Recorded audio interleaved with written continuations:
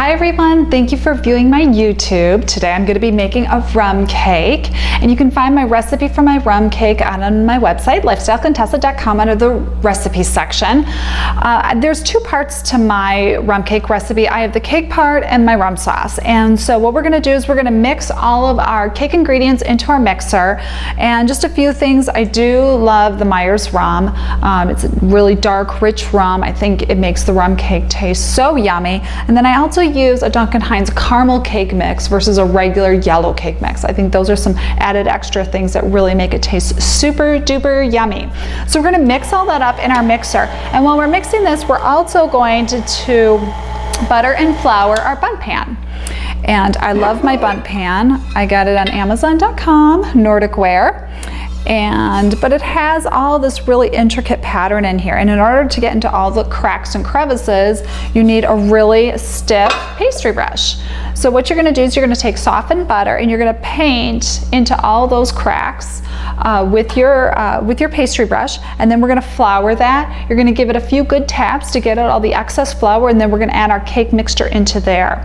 We're going to put it into an oven at 325 degrees for 45 to 55 minutes.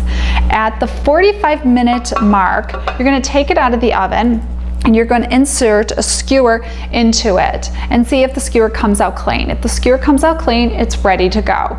If it doesn't, you need to throw it back in the oven and let it bake for a few more minutes.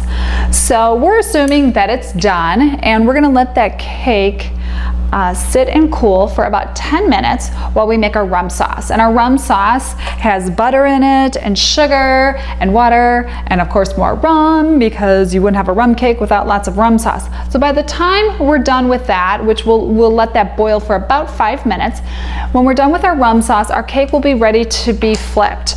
And what you do is you put a plate over the top of your cake, and then you use your hands and you just flip it over, and it should pop right out.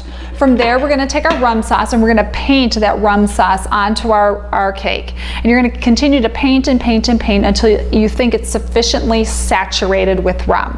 We're going to throw the cake back into the Bundt pan, and then we're going to drizzle all that remaining rum sauce onto the top of the cake. You're going to let that cake sit in that rum sauce for about 6 to 8 hours, and then it's ready to go. You can flip it back up and cut into it, and at the end you have a really pretty rum cake that is ready to serve.